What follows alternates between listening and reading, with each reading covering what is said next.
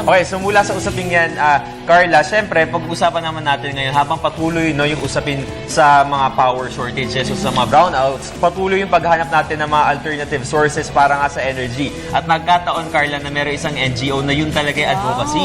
So ngayong umaga, yun yung unang panayam natin ngayong araw ng mga bayani. Siguro pwede na sila maging ituring natin ng mga bayani kasi naghahanap sila ng mga alternative sources. Kaya makakasama natin ang founder ng Global Advocacy toward Empowered Societies International Mission. So, walang iba kundi si Giancarlo Capco. Good morning. Morning. Good morning, good morning.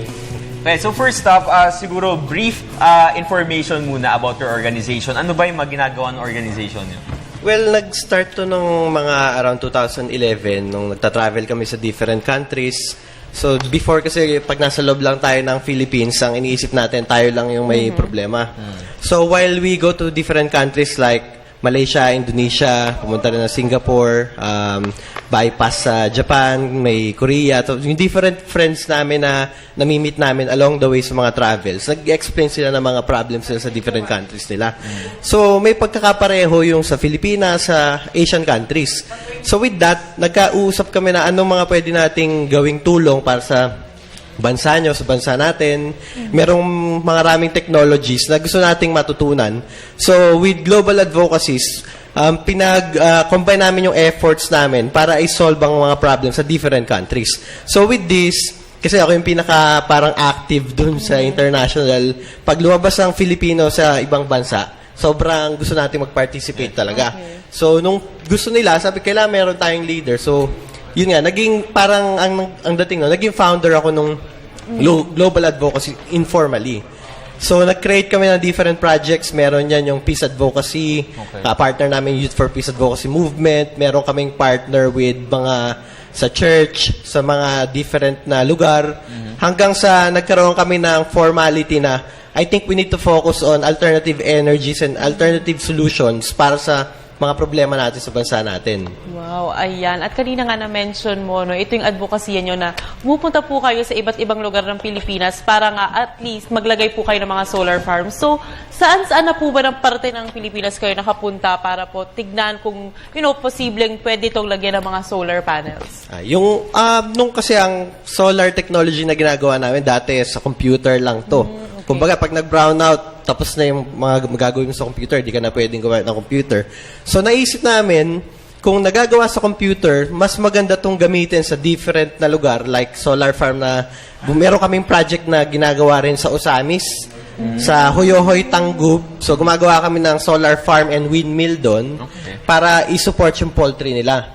Pero yun, nung binisit namin, tinignan namin yung lugar, meron na rin silang mga technician na pwede. So, tinuruan na lang namin sila kung paano gamitin yon. Then another one, sa bayan ng Pateros, kung saan nag-originate yung balot, may ginagawa kaming maliit na, hindi naman siya pwedeng tawaging solar farm, pero pwede na rin siyang mag-produce ng kuryente doon sa backyard ng bahay namin. So, ang plan namin doon, ilawan yung area ng community na medyo madidilim. Tapos ngayon, yung isang pinakaginagawa namin ngayon sa Nueva Ecija, sa Luyo, San Antonio, solar farm na magbibigay ng energy sa mga farmers doon para hindi na sila gagamit ng local na kuryente. At the same time, sa Philippines, mainit yung araw natin. So, sobrang okay gamitin ng solar talaga dito. Okay. Giancarlo, palawigin natin yung sa Nueva Ecija. Kasi sinabi mo mga farmers yung gusto nyong tulungan doon. So, paano nyo nalaman na yun yung need nila? Tapos, bakit solar power yung ginamit nyo for that place? Yeah, ang original kasi na nangyari, nasa isang restaurant kami na ang advocacy ng restaurants, alternative energy din. So, nagkakabit kami ngayon ng solar panel doon sa restaurant. May kumakain na isang pare doon na parang tiga Nueva Ecija siya. Then, nabalitaan niya na ako yung umaayos ng solar ng restaurant. Sabi niya, kailangan namin ng tulong dito sa Nueva Ecija. Dahil yung mga farmers namin, may mga equipments na ginagamit, kaya lang, kulang na kulang talaga. Especially kung may machine ka na ginagamit, kailangan ng kuryente. So, sabi niya, yung lugar nila, madilim, hindi naaabot ng kuryente. Kaya nung nagsabi sila sa amin sa Global Advocacies na kailangan namin ng tulong, hindi na kami nagdalawang isip. Sabi namin, okay, punta kami dyan. Pagdating namin doon, nakita namin yung area na talagang malaki siya pero walang kuryente, wala talagang kahit anong energy na pwedeng gamitin sa kanila. Kaya naisip namin, at I think yung solar farm dito na natin gawin para makapag-produce tayo ng kuryente na pwedeng gamitin dito sa lugar na to. Pero, Gian, paano sa tingin mo ito makakatulong sa community farmers? Di ba parang kasi pag sinabi mong solar panel o solar farm, parang mahal eh. Well, siguro 2, 3, 4, or 5 years ago, sobrang mahal ng mga solar panels or solar technology. Pero ngayon, dahil nga nagko-compete ang international communities, meron tayo from China, meron tayo from Taiwan, meron tayo from US, meron tayo from Canada, and actually, meron din tayo from Philippines. So, syempre, ang pinakamura yung nasa China, Taiwan, sa area na yan. Then, sa Philippines, we have yung mga solar panel producers. Pero ang problem natin, hindi solid yung batas na nagbibigay ng benefits para sa mga sumusuport sa alternative energy. Pero kung titignan natin, mura na rin siya. Hindi na siya ganun kamahal. Kasi dati kung titignan mo yung maliit na panel na nandyan sa baba, ang presyo niyan, inaabot dati ng mga 20,000, 30,000. Oh. Pero ngayon, pwede na siyang mabili ng 2,000 pesos. 2,000. Wow. And that 2,000 pesos, pamaya pag pinakita ko, marami siyang kayang gawin. Sige, siguro it's about time na let's see kung paano ito gumagana. Kasi 'di ba sinabi nyo kanina na merong mga solar power farms mismo na ganyang karami. Pero yung ganitong simpleng device, paano siya nag-ooperate? Yeah, itong mga nakikita nyo dito sa area na to, yan, ito yung company ko kasi, yung Cal Rigger, yan yung company ko na sumusuport dun sa advocacy ng global advocacies. So with this, kung makikita natin, we're using monocrystalline solar panel. Ang monocrystalline, ang lagi sinasabi ng tao, paano kung mulang araw, paano kung umuulan, sinasabi nila baka hindi gumana yung solar panel. Pero makikita natin, itong sobrang liit lang nito, isang part siya ng monocrystalline, kahit itong ilaw natin, napapailaw niya yung bombilya na 1 watt, 2 watts. May ilaw nga. So nakita niyo ba kung umiilaw? Yes.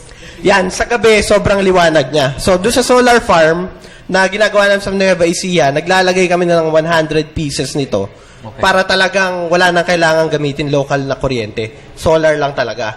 And then from the solar, meron din tayong electric fan na ginagamit din.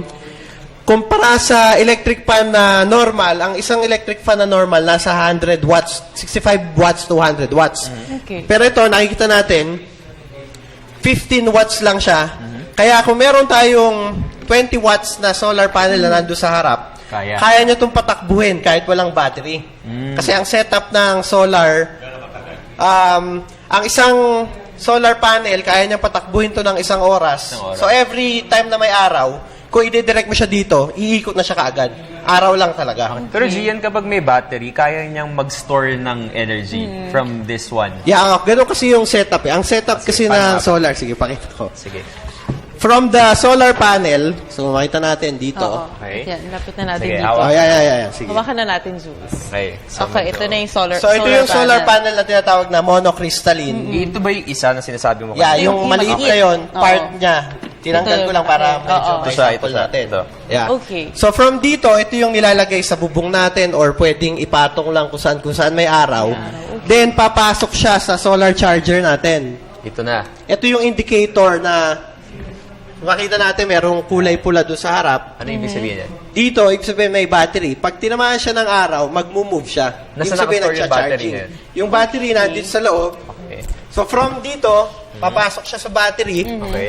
Then yung battery natin, usually ang sinasabi rin ng mga nagpo-produce ng solar, medyo mahal ang solar batteries. Okay. Kaya ang sinasabi namin, yung mga lumang baterya ng kotse nyo, kung hindi na niya Pwede. kayang pa-startin yung kotse nyo, pwede siya sa solar.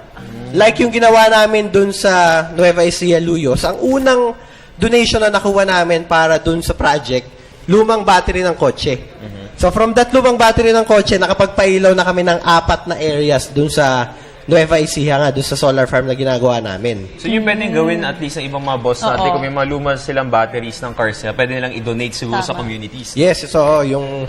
Tapos from the batteries, kung tinatanong kanina, kung gaano katagal to patatakbuhin, kung meron tayong solar panel na ganyan, 1 oras para sa isang ganito. Pero if meron tayong battery, Yun, gumagana siya. Ay, gumagana siya galing! actually. Yan. Kaya niya patakbuhin to kahit 24 hours dahil Alam yung lumamig sa battery, studio.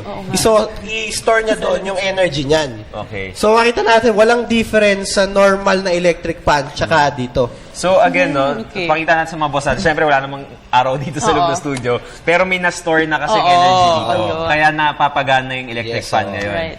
Ayan. Okay. Pero actually, kahit walang araw halimbawa, itapat mo yan dun sa spotlight Kaya pa rin. nyo.